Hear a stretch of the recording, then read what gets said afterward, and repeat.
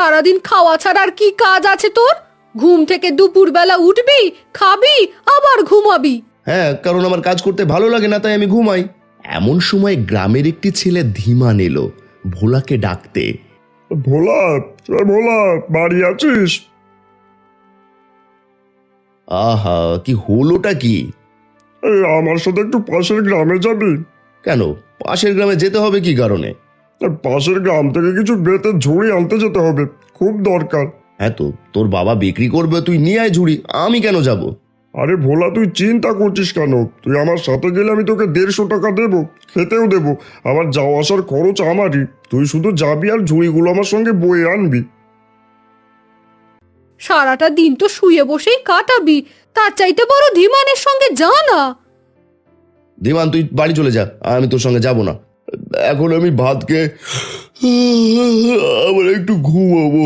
তোকে এত ভালো একটা কথা বললাম আর তুই রাজি হলি না। সারাদিন ওই আলসেমি কর। যদি কোনোদিনও তোর সাহায্যের জন্য আমাকে ডাকিস না, তখন দেখতে পাবি। হ্যাঁ, এই শোন, আমার সাহায্যে তোকে কোনোদিনও লাগবে না, বুঝলি?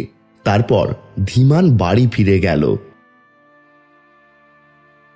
কেন রে ভোলা, তুই এমন করিস? বাড়ি এসে লোকে কাজের কথা তোকে বলে যায় আর তুই বারণ করে দিস।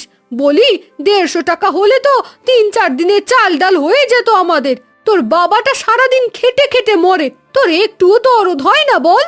বাবা যখন হয়েছে তখন কাজ তো করতেই হবে। এই বলে ভোলা উঠে চলে গেল।